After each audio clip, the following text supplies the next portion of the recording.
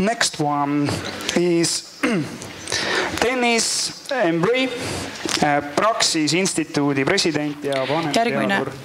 Teemaks on käitumuslikud vaktsiinid, vahendid, psüühika ja käitumishäirete ennetamiseks. Just Dennis oli see, kes ütles, et pange tähele, et 20 aastat tagasi ei rääkinud sellest teemast, mida me siin täna arutame, mitte keegi, aga see kõik kasvab plahvatuslikult, aga suurepärane ettekanne on tulemas. Põgusalt vestlesime ennem, tasub kõrvad ja vaim valmis panna. Thank you. Stage is yours. Great.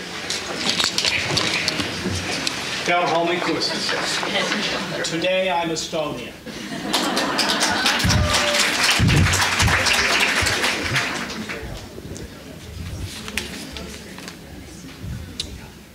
Aujourd'hui, nous avons tout le milieu du monde. Nous avons son destinée. I used to work in New Zealand, and going on the marae on behalf of the Crown, you have to greet people. You have to greet the chiefs. So, tena koto, tena koto, tena koto katoa. Tamariki wairua fataputinaki na terengi. That means children are the gift of the gods held in common.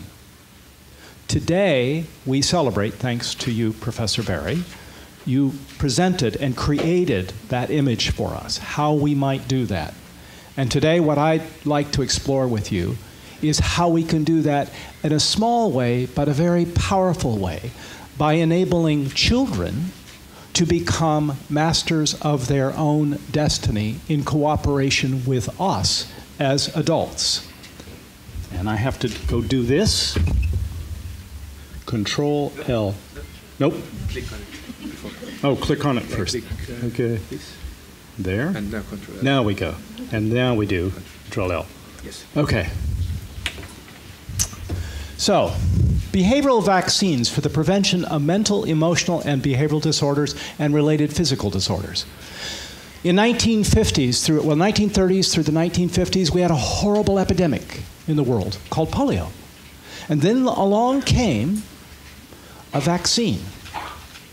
The first test was the Salk vaccine in 1954 and showed that we could prevent, we could cause antibody expression against polio, but we didn't know if it would work to actually stop polio.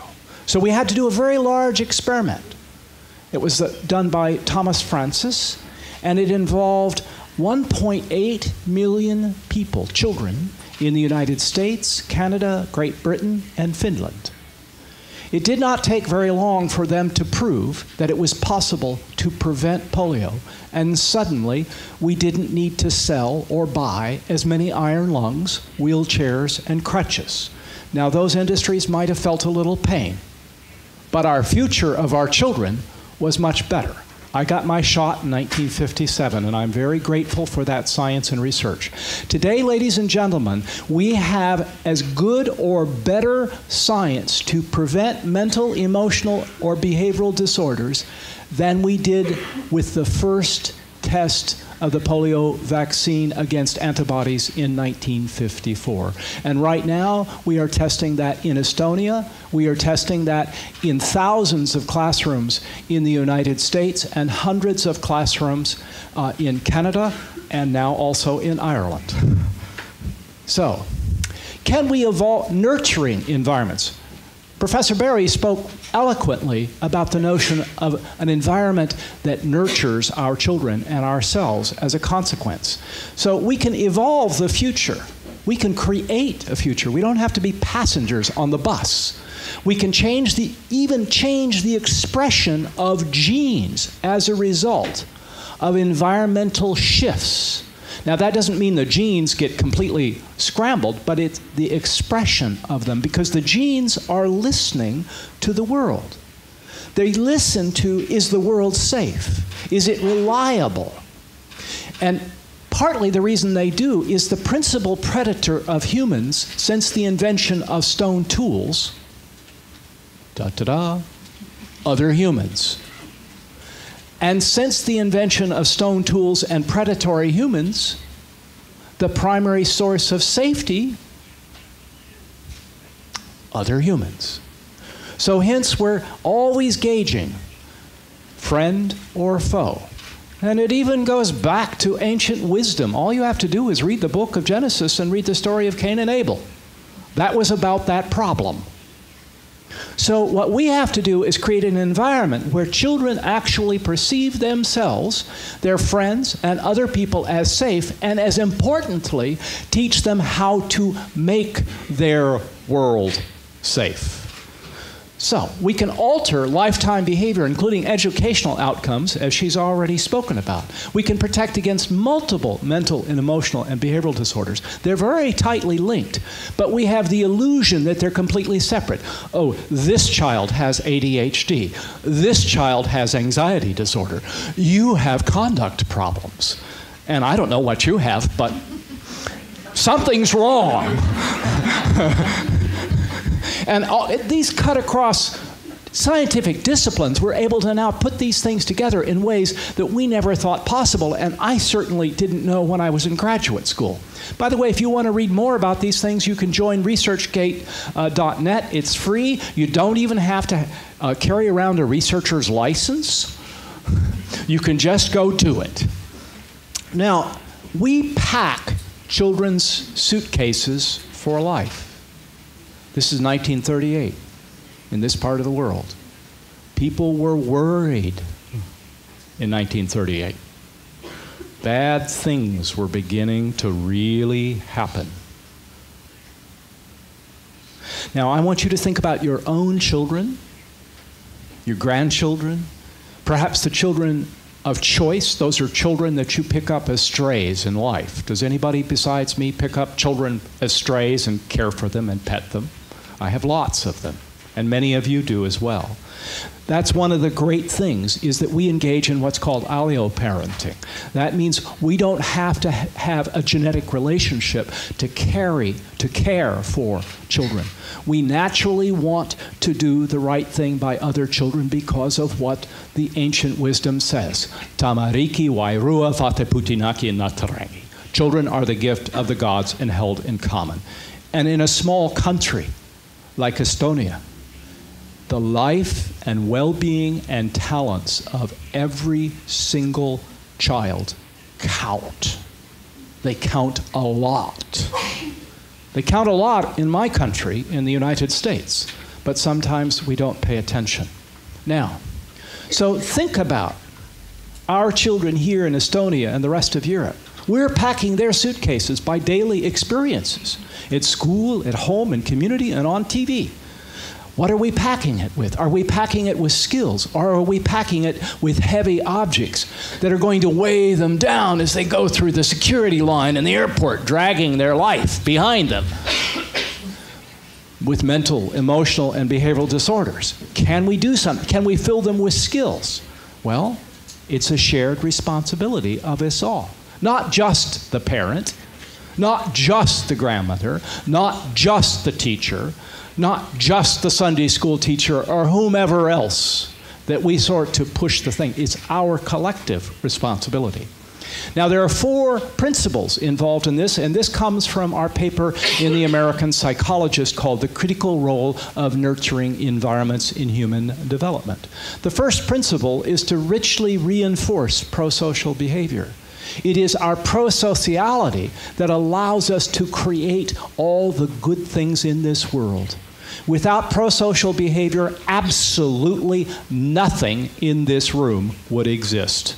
The chairs wouldn't exist, the building wouldn't exist, the equipment we are using, the food wouldn't exist. We have to cooperate with one another, and that means richly noticing and reinforcing that. Then we have to limit problematic behavior. We have to limit the exposure to that. That may be disturbing, disruptive behaviors in a classroom. It may be harsh words said at home or in the community. It may be turning the television off for the bad programming. Now, the other thing we have to do is reduce or minimize toxic influences. Toxic influences can come in so many, many ways, especially in the modern environment. The nature of what we eat today, for example, in the Western world, particularly in America and Canada and other places that eat lots of manufactured food, we have a horrible ratio of omega-3 to omega-6.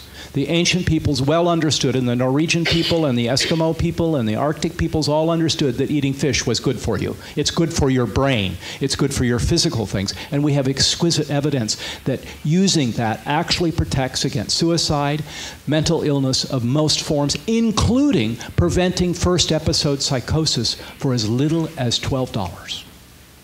Wow, that's pretty important. Now, increasing psychological flexibility. That's a very important principle. So long as we make judgments and categories and silos about things, it sometimes stops our creative thinking. So how many of you work with children in this room? Okay? So I go to, or have gone to lots of IEP meetings in the United States, special education meetings, and people say, that child has. Label sticky on him.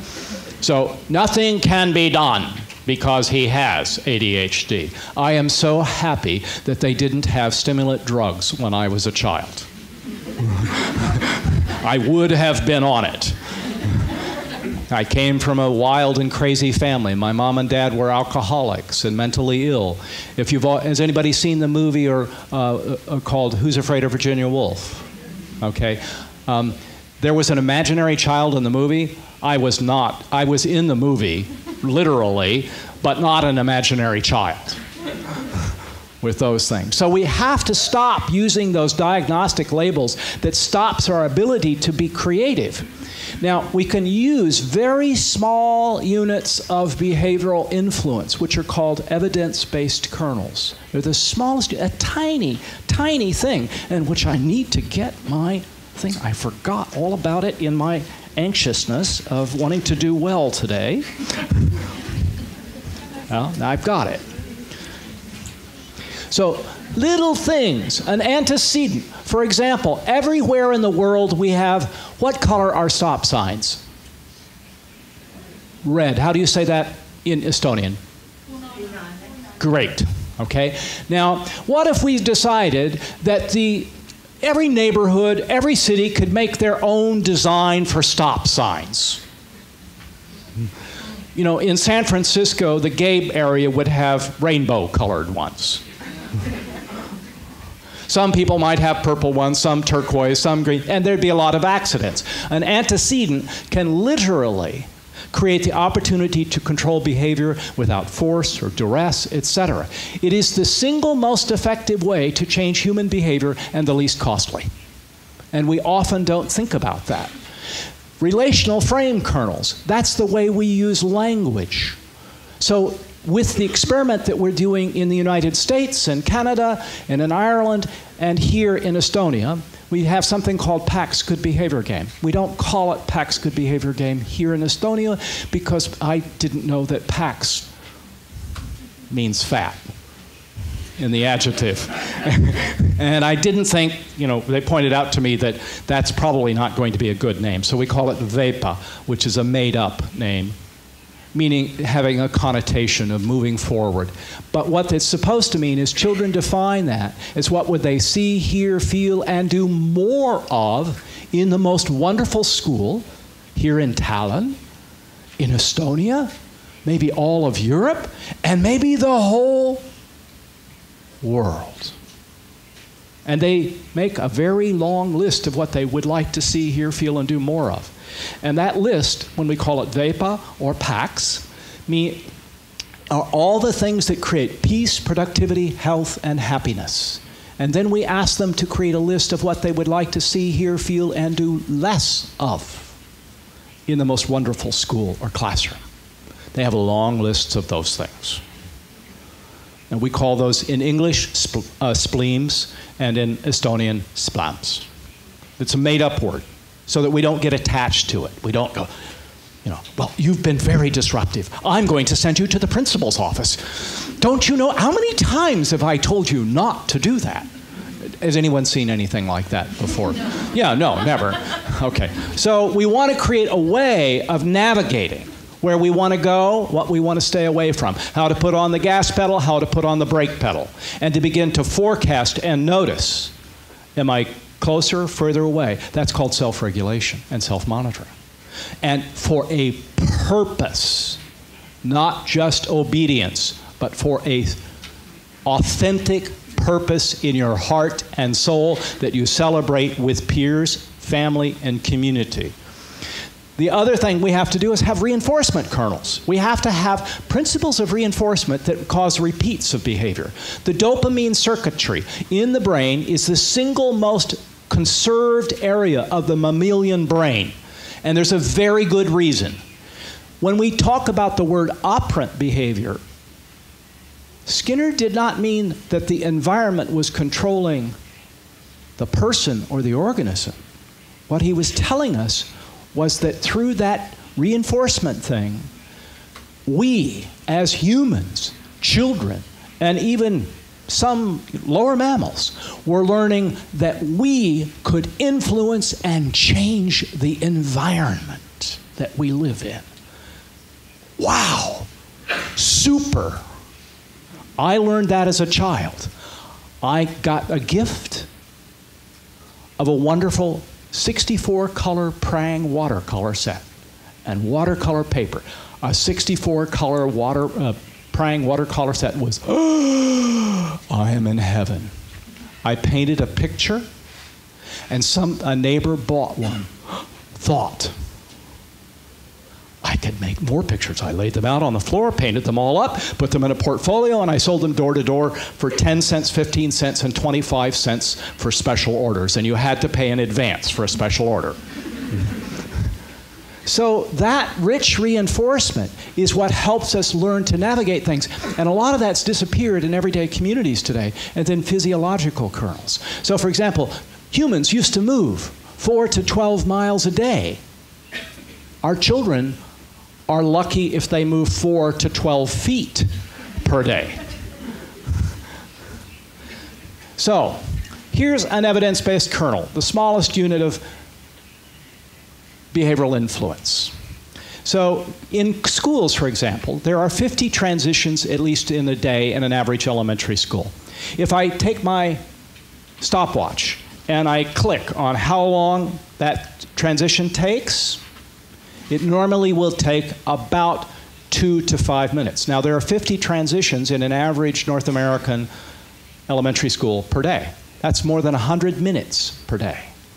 Lots of bad things happen in those transitions.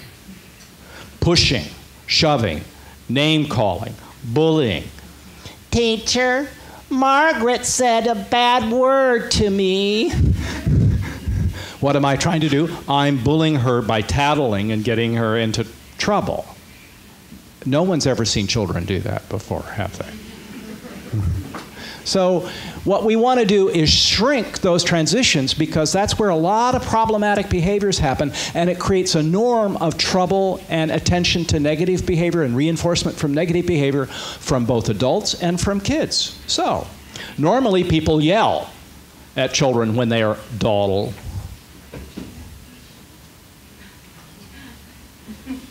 Hurry up, Dennis.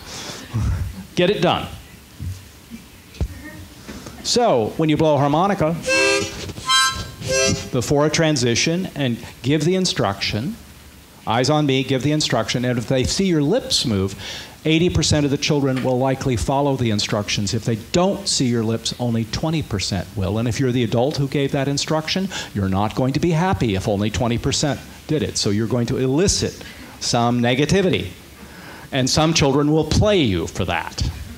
I call that teacher Nintendo. So now, if we use the harmonica instead of those other things, we get a major reduction in length of time. This is a master's student who's just tested this, just this. And then if you take it away, the teacher stops using that, the transition time goes back up. So the teacher goes, oh, I think I want to keep this harmonica. Most teachers tell me you can you'll have to pry the harmonica out of my cold, dead hands. Put it back in, and notice that with successive practice, the kids get better at making transitions. So the adult feels better and more competent, because self-efficacy and depression and anxiety and other problems among teachers are very high in the Western world today. Now, people draw it. This kid drew a picture in San Francisco. This is the teacher. That is not a happy teacher. That's before this. And then the kids are all, the teacher's quiet and the kids are happier. Now I'm going to show you this in actual action, and I hope it works. We'll do this for 30 seconds. I want to see if Mrs. Lisa can find the song. Ready? Hold on to each other. It's a train. Ready? They want a prize for good behavior. Are you ready? Go. But no train wrecks, please. That would be bad. That would be bad. Put on our fashion show.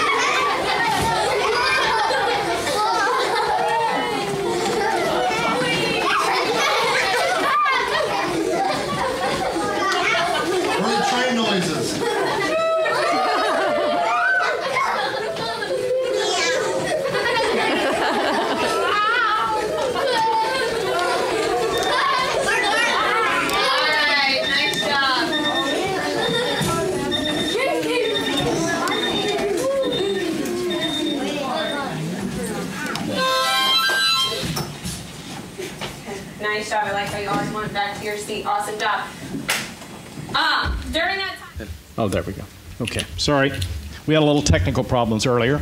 So what you saw here was that those children had been doing this game, the VAPA game, the PAX game. They've been very good for 35 minutes. They've been working hard. They deserve a break. If you have to sit in a chair for 35 minutes, oh, we're doing that. So they got to get up and they had a little activity reward. And when you have that little activity reward, that freshens the brain and increases something in the brain called brain-derived neurotropic factor, which is required for your ability to learn. Without movement, you don't learn. That's very important to know that. So she gave them that little activity. They were excited. And then the timer went off. That's another evidence-based kernel. They heard that, they went back to their seats, and now they were going to go back to work. The teacher blew the harmonica and got the transition. Normally, teachers would be scared to death to let the children have that much fun. But by doing that fun and going up and down, they're learning self-regulation under different conditions. So, a behavioral vaccine is like hand washing. It's a repeated behavior that protects against illness and death and increases well-being, like hand washing or putting on your seatbelt. So daily activities like this can become a behavioral vaccine that protect against many forms of mental, emotional, behavioral, and related physical disorders. That is not a curriculum that you just saw. That is a daily habit or practice. So here's the paper on behavioral vaccines. The ancient people knew all about these things. We've forgotten them. When I present before First Nations people or indigenous people and they hear it for a while, they go, they're very thoughtful, and then they sort of stand up and they say, Dr. Embry, this is the way we used to raise our children and forgot. Thank you for telling us what we did a long time ago. So, now I want to show you a video from primetime television in Canada where they're talking about what's happening in the world to our children, and you'll get to see a little bit more of how some of these practices work and why they work. I, who never thought I would shake a baby, there were times where I was holding her going, what is the matter? For the first time in North American history, children now suffer more from mental health conditions than physical ones. Parents are coping with staggering levels of anger and aggression. Experts say kids who don't master self-control are at risk of growing up overwhelmed by mental illness, substance abuse, and criminality. Society pays the price in pain and dollars. But it doesn't have to be this way. They never thought about self-control as something you could teach. So what you'll see in this, they tell the story of playing this game, this activity. The children are able to learn how to go up and down in excitement, how to sit in their chair and pay attention, how to cooperate with one another. That self-regulation, which has been lost from our daily practices, helps them attend better, helps them learn how to notice the good things in each other.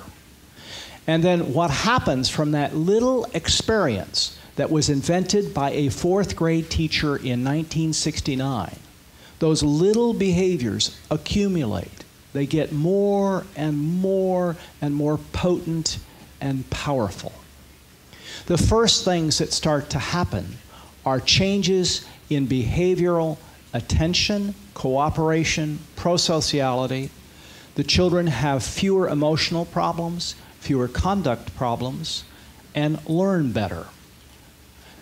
Now, this is an example. We had to implement this in 3 months in 186 classrooms over the United States in 8 school districts. All were poor school districts. And what we found in direct observations were that there was approximately, on average, about 150 disturbing, disruptive, and inattentive behaviors per 15 minutes.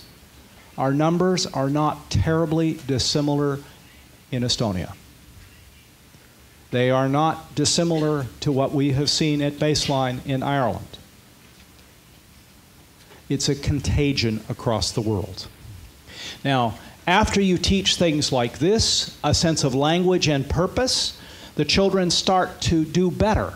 They drop about half down to, or about 40% of these disturbing, disruptive behaviors. And then after they played the game for approximately a month, but when not playing the game, this is a test of what's called generalization.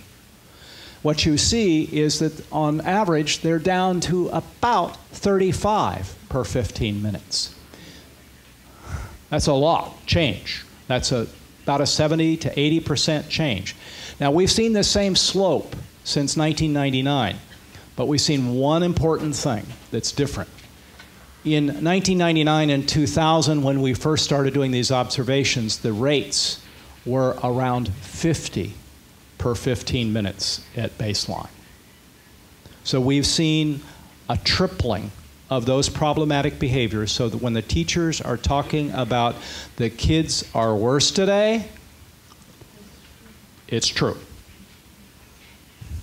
Now, from changing that little thing, you start to change the developmental trajectory. Just like the meaningful differences study done by one of my dissertation advisors that showed the more words that a parent spoke and the more praise that a parent gave, the bigger a child's skill development was. The fewer those things that happen, the more a child's competencies develop.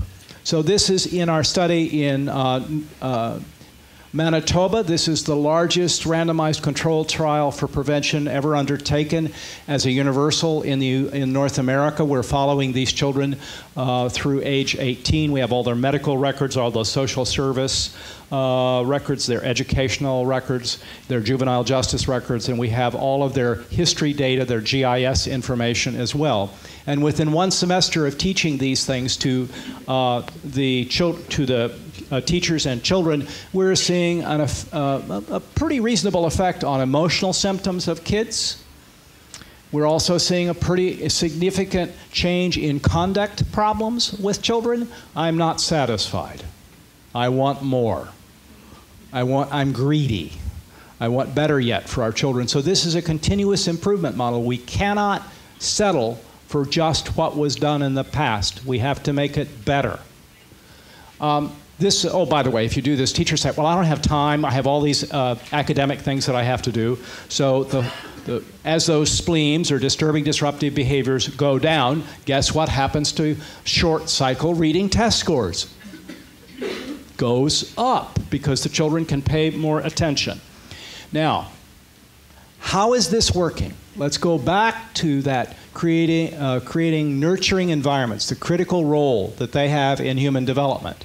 So we're creating more reinforcement for pro-social behaviors. But those weren't stickers. Those weren't money.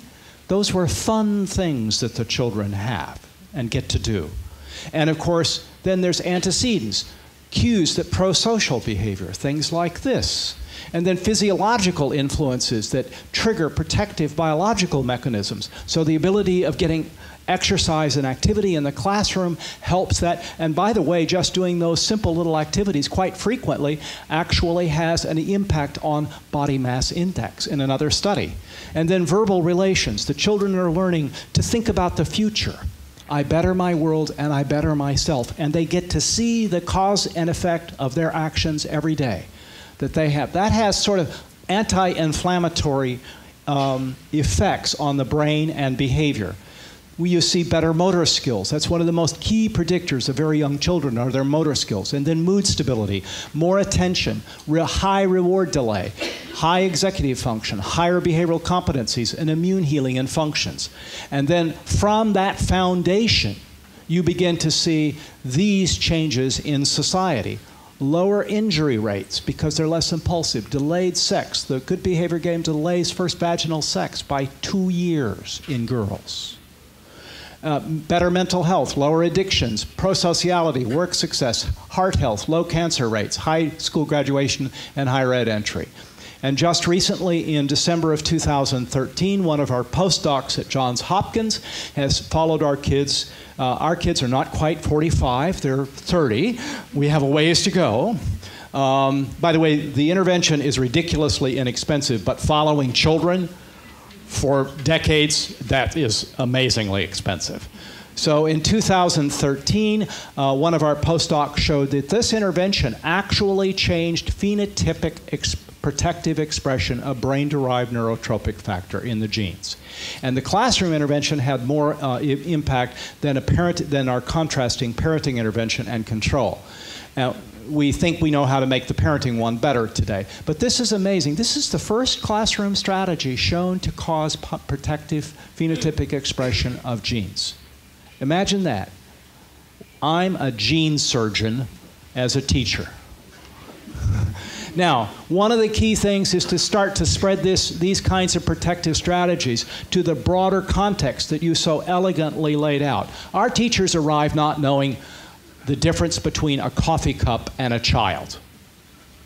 They both start with a C in English. But they don't know how to do these things. We give them theories and practices. So we are actually undertaking one of the very first randomized longitudinal control trials of people in teacher preparation to see the impact of this. And this is our first study that's just come out about those things. We have just last year, 8,000 teachers were changed in the United States. And it's growing. The federal government has made large commitments to this. Mental Health America has become an official sponsor of this, which is a major advocacy agency. And here in Estonia, if we are going to protect our future generation, and we start with grade 1 children, we would have to train about 800 teachers to get a large effect. Now, the effects on this in terms of behavior change are extraordinary. And the money savings, but things like major reductions in smoking, major reductions in alcohol and drug use, major reductions in the need for special ed and for very serious antisocial behavior.